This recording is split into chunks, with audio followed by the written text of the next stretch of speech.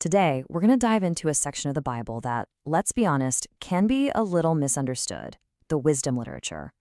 It's so easy to just think of it as a bunch of old, dusty sayings, but it is so much more dynamic and more essential than you might think. So let's get into it. The author who inspired this breakdown, Faith Womack, she starts by talking about losing a grandparent. For a lot of us, that's our first real brush with loss, and it makes you really treasure the little bits of wisdom they shared, right? She points out that this kind of wisdom, this stuff passed down in everyday moments, becomes a part of who you are. It gets written on your heart. And that is the perfect way to start thinking about this topic. Okay, so what is this wisdom literature we're talking about? Well, back in the ancient world, it was treated like a priceless family heirloom. Seriously, picture your great-grandma Betsy's finest china, the stuff that gets carefully wrapped and passed down. That's how they saw this wisdom, found in books like Job, Proverbs, and Ecclesiastes. It was a precious inheritance, a moral compass that shaped not just a person, but their whole community. Let's kick things off with the most famous wisdom book of them all, Proverbs. It is packed with these short, punchy sayings. But here's the thing, reading it the right way is absolutely key. See, this kind of literature was common in the ancient world. It was designed to teach young people how to make their way in society. But what's so cool about Proverbs is how it's structured. It's actually meant to make you think, not just blindly follow a recipe. So, to give you a feel for the style, the author made up this modern proverb. It's short, it's kind of poetic, and it offers some general advice. It sounds pretty wise, doesn't it? Work hard, be smart with your money, and things will go well. That's the kind of general principle you see all over Proverbs. But it's not always quite that simple. And this is where it gets really interesting. What if you're living out the spirit of the proverb? You're buying used, and you score a designer jacket. Does that mean the proverb is a lie? Of course not. What it shows is that you need wisdom to apply wisdom. These aren't ironclad laws. They're guidelines that require you to use your head. And get this, the Bible actually shows us this directly. Take a look at these two verses from Proverbs 26. They are sitting right next to each other. One says, "Don't answer a fool." The very next one says, "Do answer a fool." So is the Bible contradicting itself?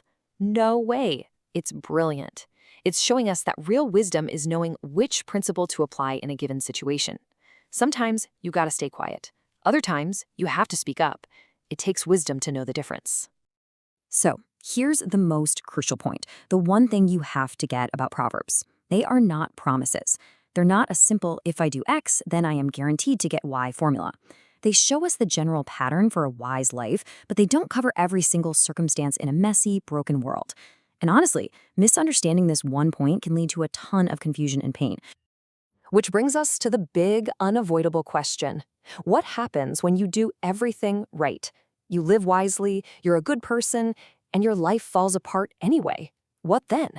Proverbs gives us the foundation, but life gets way more complicated, and that's where the next two books come in to give us a much-needed reality check. All right, let's talk about Ecclesiastes and Job. These two books are the essential counterbalance to Proverbs. They don't flinch, they stare right into the face of life's unfairness, suffering, and what seems like total meaninglessness, and they ask the really hard questions. Ecclesiastes has this super unique, fascinating structure. For almost the entire book, we're not actually hearing from the biblical author. Note, we're reading the recorded thoughts of a secular teacher, he's called the Kohelet, who looks at life from a purely under-the-sun perspective. And his conclusion? It's all completely pointless. So, after 12 chapters of this teacher's pretty cynical wisdom, the narrator, who we haven't heard from since the very first verse, he comes back, he basically frames everything the teacher said, and then drops the real, lasting conclusion that puts the whole thing into perspective. And here it is. This is the big punchline of the whole book.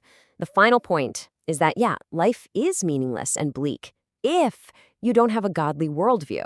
Fearing God and following His commands, that's the key that unlocks real meaning in a world that so often doesn't make any sense. It's the one piece of the puzzle that the worldly teacher was missing. Now, if Ecclesiastes is the philosophical debate, then the book of Job is like the real-life case study. It's the story of this incredibly faithful man who does everything right. I mean, he lives by the book of Proverbs, and yet he suffers unjustly and loses absolutely everything: his family, his health, his wealth, all of it. So what's the point of all that pain? Well, Job's friends show up and they try to apply that simplistic Proverbs formula, telling him he must have done something wrong. But they're dead wrong. The whole point of the book is to show that suffering isn't always a punishment for sin. Sometimes it's just this unexplainable, painful, and profound chance to be faithful to God when nothing else makes sense. The wisdom books also tackle another incredibly powerful part of being human, love. And the Song of Solomon might just be the most unexpected wisdom book of all. It's not a list of rules, it's a beautiful, complex poem that offers deep insight into relationships and desire.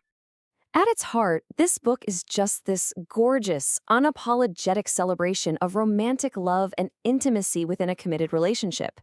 It doesn't shy away from the passion and beauty of love the way it was designed to be. Its wisdom comes through poetry and imagery, showing us what healthy, powerful desire looks like instead of just telling us. You'll see this phrase pop up 3 times in the book, which is the Bible's way of saying, hey, pay attention to this. It's a warning. The powerful, incredible love that the book celebrates, well, you can't force it. You can't awaken it too early without consequences. It's a call for patience and respect for the sheer force of love, recognizing it needs the right context to really flourish. Okay, so we've looked at all these different books, each with its own unique voice and perspective. What's the big picture here? How does this all fit together? Let's try to bring it all into focus. You can think of it like this. Each book has a specific job to do. Proverbs gives us the general rules of the road for life. Ecclesiastes is the map we need when that road seems to lead absolutely nowhere. Job helps us figure out what to do when the car breaks down for no reason at all. And Song of Solomon gives us wisdom for the most important relationships we have along the journey. And this right here is the main takeaway. The purpose of all this wisdom literature isn't to be a simple rulebook with a clean answer for every decision you'll ever face. The goal is to cultivate wisdom inside of us, to shape our worldview, our character, and our perspective so that we can navigate all the complexities of life with faith and good judgment. So I'll leave you with this question to chew on. If the whole point is to build a wise worldview rather than just checking off a list of rules, what does that change for you? Think about those complex decisions, those gray areas in your own life. How might approaching them with this broader, more nuanced understanding of wisdom change the way you think, act, and live?